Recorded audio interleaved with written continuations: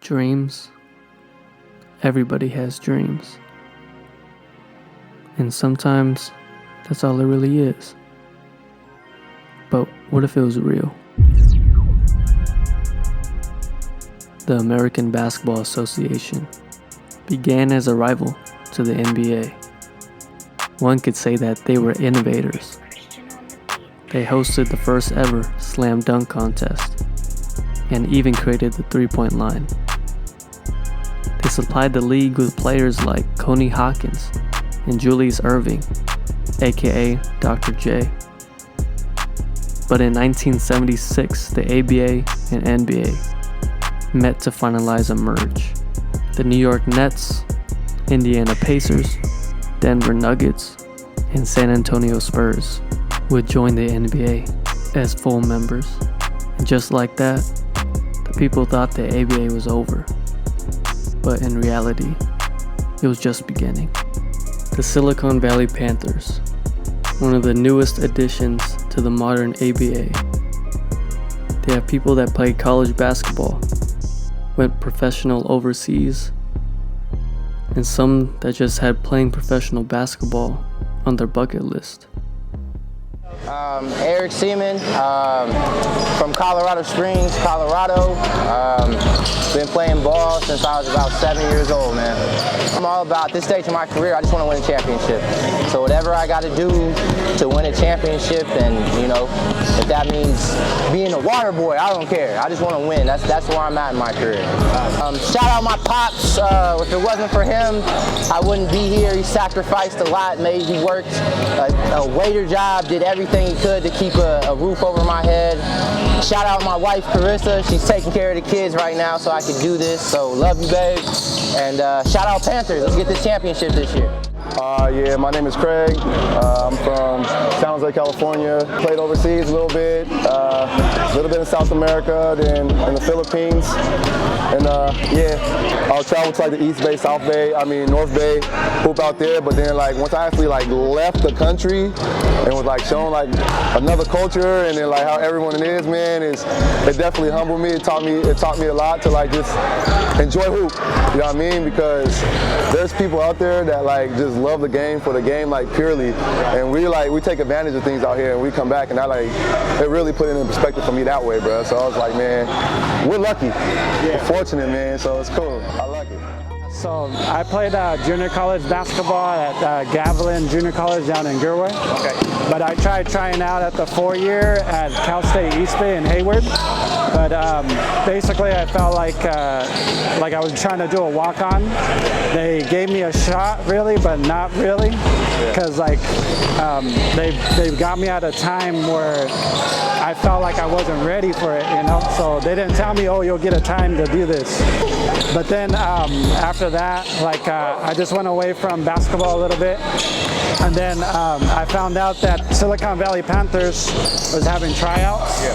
So then I just started training, and then I lost about 25 pounds before trying out. Oh, damn. And then I ended up making the team. It feels amazing.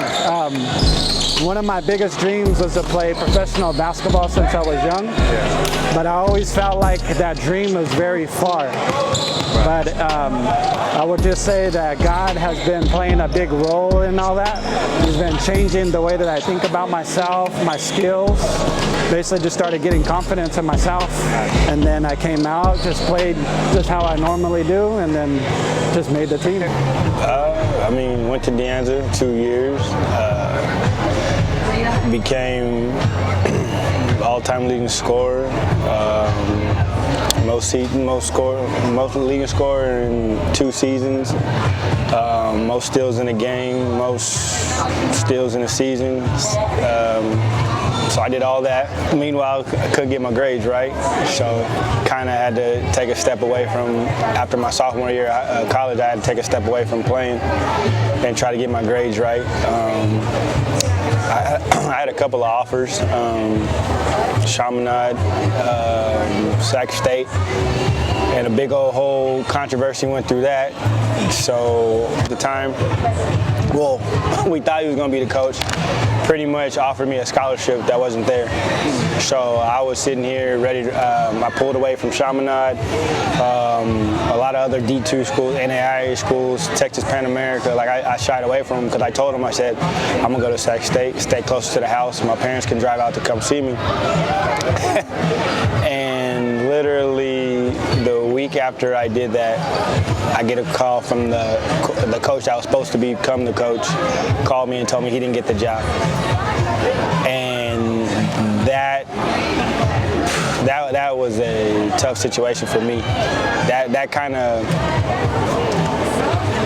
broke me to the point where it was more devastating, because even making those phone calls to those coaches that I told no, they already moved on. So I was pretty much left in the dark. You know, I was a D1 caliber player, you know, and nowhere to go. All because I went on somebody's word instead of getting it in paper, you know what I mean? I was done playing. I was done playing. I gained all this weight. Like it was crazy. Like, I was done. Like I was done playing for sure. And I happened to be playing at a 24-hour fitness one day, and a guy came to me and was like, "Hey, do you still play?" And I said, "No, not really." He said, "You should."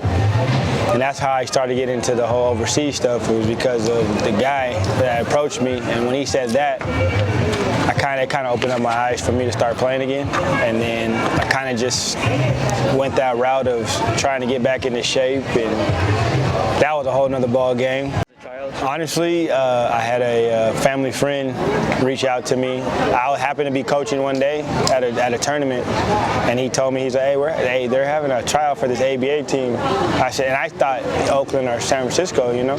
So when they said San Jose at the house, I was there, and you know, I was there. And then when I got to the tryout, it was funny because I was, you know how you do research on somebody, so I was researching a little bit on the team, and I seen people, and me personally, I was like, I don't know none of these, you know, guys or whatever, so I kind of just left it at that. Get to the tryout, and the tryout went well, and then I made the team, and the rest was kind of history, you know what I mean? And then how did it all go to the Silicon Valley? After the season was over, like I said, the business was so bad that it left a bad taste in my mouth, and it was to the point where it was like, me and Leilani always messed around with the whole situation. Like, damn, if we could probably do this. We could probably do this.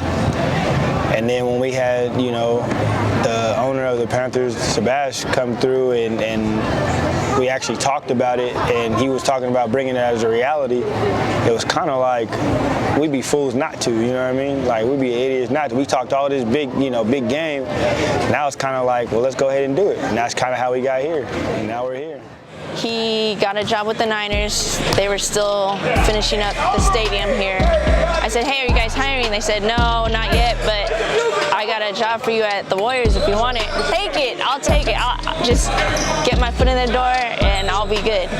So I took that. I've been with them since 2012. From there, it's a lot of networking. It's fun. I'm still with them. That's when Aaron asked, he was asked to be on the team or go to a tryouts for an ABA. I said, oh, really? So I looked it up, and there's really like no San Jose basketball for like that level. So then he tried out, he made the team, and then from there, he didn't realize if he wanted to go overseas, so I said, all right, I'll go to every game, I'll do your stats, we'll figure it out from there, I'll do film, and we'll work on getting you better. So from that, I was going to all the games. The coach said, oh, hey, you know, do you want to do stats for all the games? He ended up making me one of the coaches. And then I told him my background there, business management, basketball. So he knew I knew like the operations, the ins and outs of how to run a basketball team and stuff like that. Actually training his kid, and he said, hey, you know, do you want your own team? I said, hey, why not? So just like that. You want a professional team? Yeah, why not? It's a lot of like who you know on top of what you know. So I'm blessed, I'm lucky.